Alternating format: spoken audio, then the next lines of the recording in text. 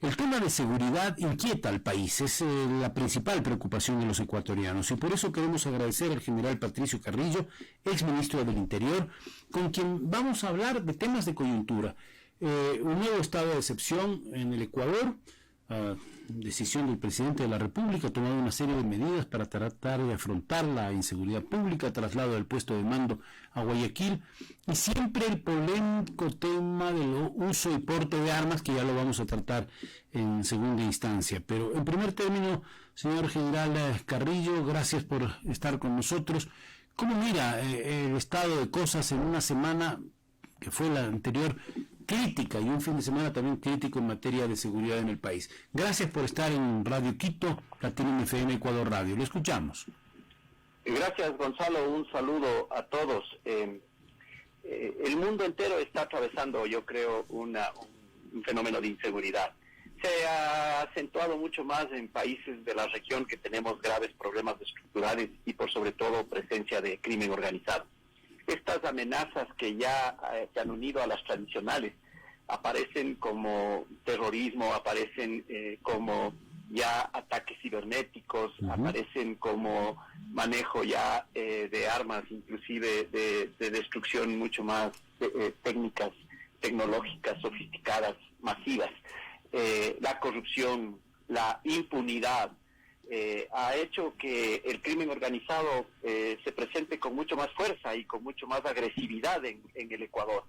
Y eso está afectando a la pervivencia del propio Estado, ya no solamente la democracia, indiscutiblemente afecta la calidad de vida a las personas en su integridad, y el Estado ecuatoriano ha mantenido la misma agenda, una agenda de Estado, una agenda estatocéntrica, digamos, que únicamente ha privilegiado la aplicación de fuerza y no ha mirado el enfoque en el ser humano. Y se une a esto un problema complejo que yo creo que tenemos en el Ecuador, que es una crisis política sostenida que hace no viable, digamos, la administración del Estado.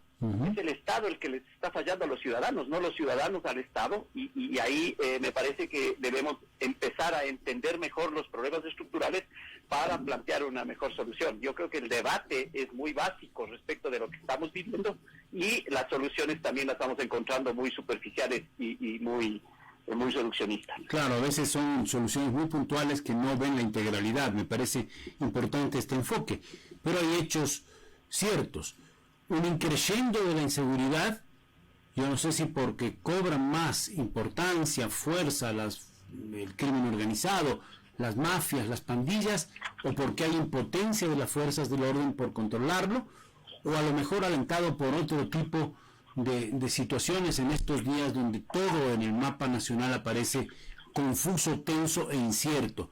Pero hay más extorsiones, más secuestros, más tiroteos de pandillas, más muertes, asaltos a restaurantes, a tiendas, en fin. El presidente ha optado por un nuevo estado de excepción, concretamente para la zona 8, y por la instalación del puesto de mando unificado, primordialmente para Guayaquil, Santa Elena y Santo Domingo. Estas decisiones presidenciales, ¿cómo las cataloga usted, señor general Carrillo? ¿Piensa usted que pueden dar resultados? ¿Son medidas temporales? ¿Pueden ser medidas que, más allá del tiempo en que se decrete el estado de excepción, sean efectivas o no? Mire, el conjunto de acciones que se ejecuten de manera coordinada y articulada entre todas las instituciones del Estado siempre son bienvenidas. El impacto en el corto tiempo siempre se va a encontrar, pero no alcanzan a transformar significativamente la calidad de vida de la población y el tema de seguridad no se logra sostener, que es el ideal. El ideal es que esto sea un proceso, no que sea ante un suceso nosotros vayamos tomando alguna decisión. La secuencia de eventos que realizan las instituciones de manera planificada son transitorias, pero en términos generales ayudan en esta dimensión de tiempo. Lo que yo creo es que la incapacidad del Estado para contener la presencia de la violencia, del crimen organizado y la masificación de la delincuencia común se debe a que el Estado está fragmentado. Y allá no solamente que está afectando a la gobernanza de la seguridad, está afectando a la gobernabilidad en términos ya macros. Estamos destrozando nosotros mismos nuestra propia democracia y estamos acabando con el territorio nacional. Lo digo porque la presencia del crimen organizado en determinados territorios ya ha colonizado esos espacios, ya se ha tomado esos espacios y le ha puesto en entredicho al Estado. Este estado de interdicción a la sociedad ecuatoriana la estamos viviendo los ciudadanos en temas de orden público, en temas de delincuencia. ¿Qué hacer? Yo creo que lo primero es cohesionar el Estado. No puede ser que el sistema de justicia le ponga al Ejecutivo una condición jurídica para que pueda entregarle su presupuesto, que la Fiscalía esté cuestionando a los policías que les envía para trabajar, que los policías estén cuestionando el trabajo de las cárceles, que las cárceles estén cuestionando todo. O sea, ahí hay una falta de confianza, una falta de articulación. Ahí hay un mecanismo que lo único que le está haciendo juego es justamente a los violentos. Y otro tema que me parece que no lo estamos mirando es la presencia de una economía criminal, Gonzalo y ciudadanos.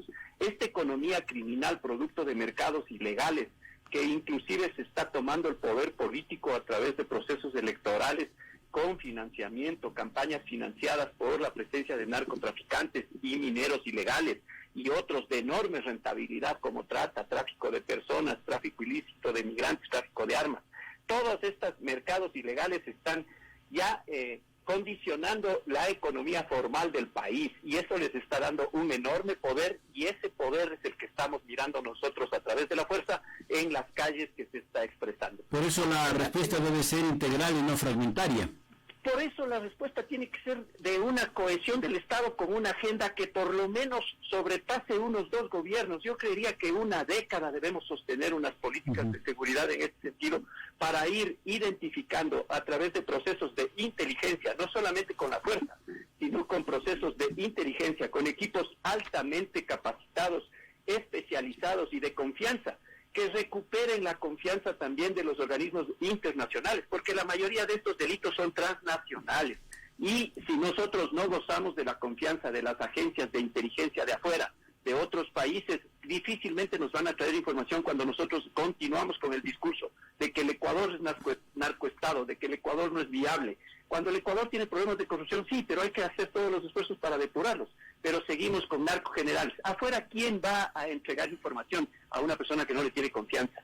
Yo creo que esos son los mecanismos fundamentales sobre los cuales hay que trabajar, y trabajar en el enfoque humano. Hay mucha exclusión todavía. Post-COVID han quedado muchos jóvenes huérfanos por fuera del sistema educativo, y ellos están siendo reclutados por las organizaciones criminales para ser pandilleros y coaccionar a través de ellos con fuerza a los barrios, a través de la extorsión y a través de otros mecanismos. Un punto muy importante el que acaba de dar. Ahora, hay que distinguir entre el crimen organizado, las bandas de narcotráfico, trata de personas, venta de armas ilegales y la delincuencia común. Pero frente a la delincuencia común, yo he escuchado reiteradamente en los informativos de televisión, a los que estamos atentos todos los días para saber cuáles son las noticias, cosas que ocurren.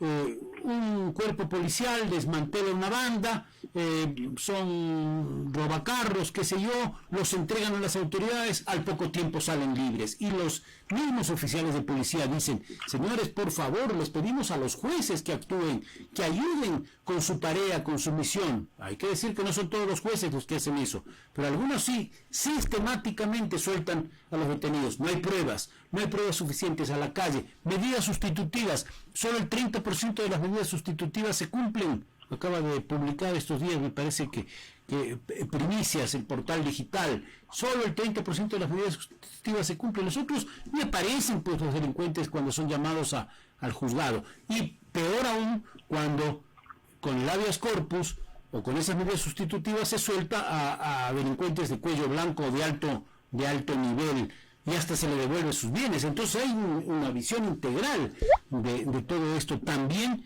que me parece que en la que el Ecuador está enfermo, y es una enfermedad institucional que pasa por el Ejecutivo, pero también pasa por la justicia, también pasa por las leyes, y también pasa por la permisividad que a veces tenemos los ecuatorianos de a pie. Señor general Carrillo, su punto de vista. Efectivamente, Gonzalo, el crimen organizado crece siempre a la sombra de gobiernos autoritarios. Y estos gobiernos autoritarios han ido debilitando todo, especialmente han ido minando la confianza interagencial, interinstitucional. Esa crisis política que tiene siempre intereses es la que nosotros no nos permite y nos tiene ahora enredados en esta crisis de seguridad. Por eso la salida es desde el Estado, con política pública. Yo creo que hay mucha corrupción, hay mucha impunidad.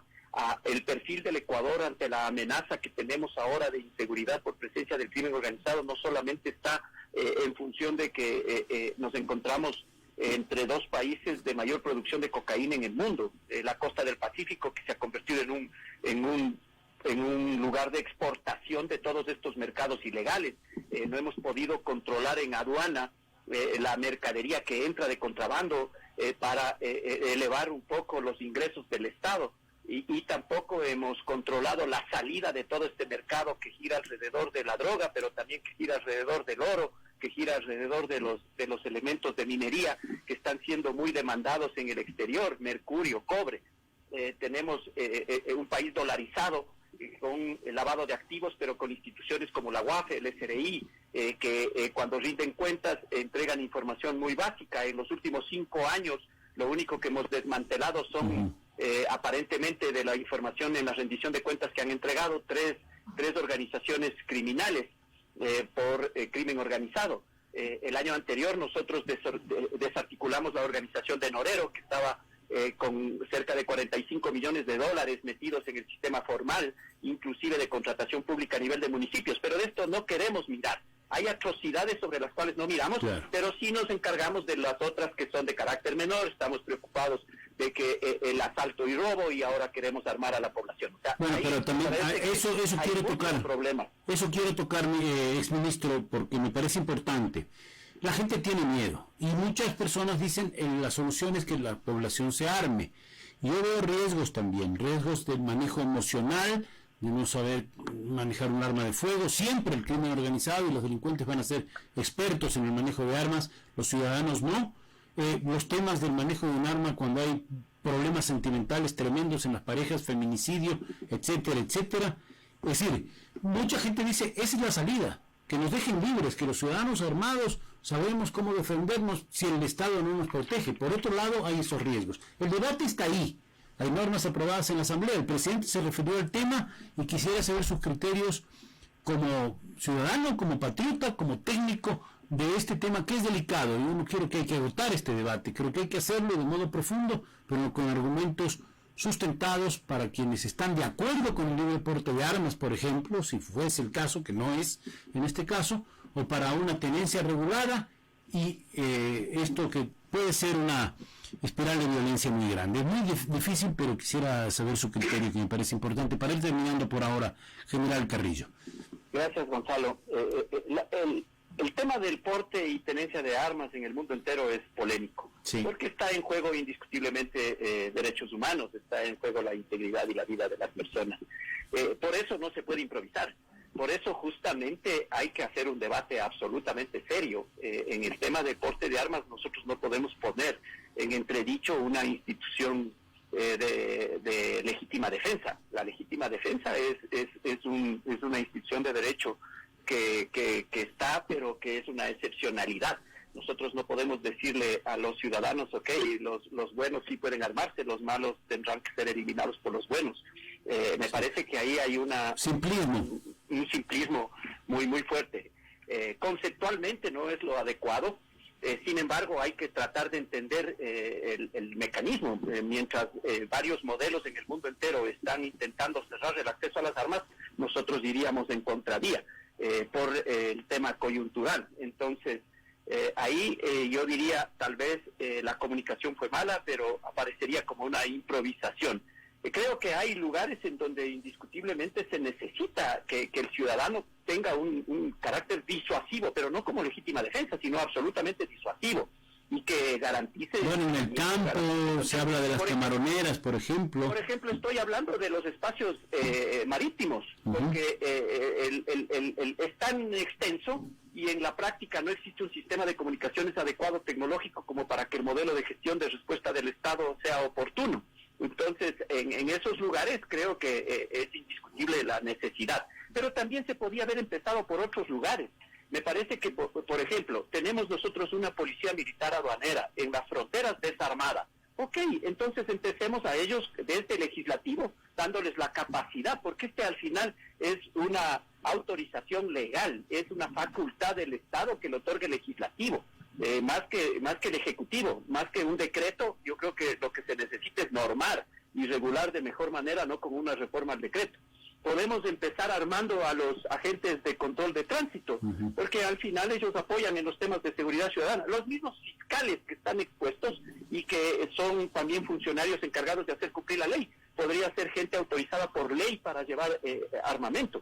Los ganaderos en las áreas rurales, es decir, donde menos está presente el Estado, se podía haber empezado.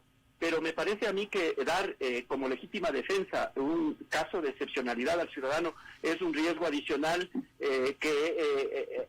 apostar a la racionalidad en una frontera en donde el miedo nos está ganando por percepciones también.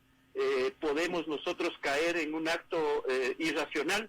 Me parece que es una propuesta más demagógica que adecuadamente debatida. Tenemos que debatirla más profundamente en el país. Creo que es importante tocar estos temas con seriedad, no desde el punto de vista emocional. También a veces por el miedo reaccionamos y, claro, nos sentimos indefensos y pensamos que esa puede ser una salida. Hay que poner todos los puntos sobre la mesa para hacer un debate profundo. Le agradezco al general Patricio Carrillo, ex ministro del Interior, por estar con nosotros, por darnos sus puntos de vista y reflexiones que espero sean acogidas por la ciudadanía, que desde luego tiene preocupaciones sobre el gran tema de la seguridad y espera respuestas eficaces, eficientes y profundas de sus autoridades. Gracias, general Carrillo. Un saludo cordial. Un gusto. De igual manera, Gonzalo. Un saludo a todos. Buenos días.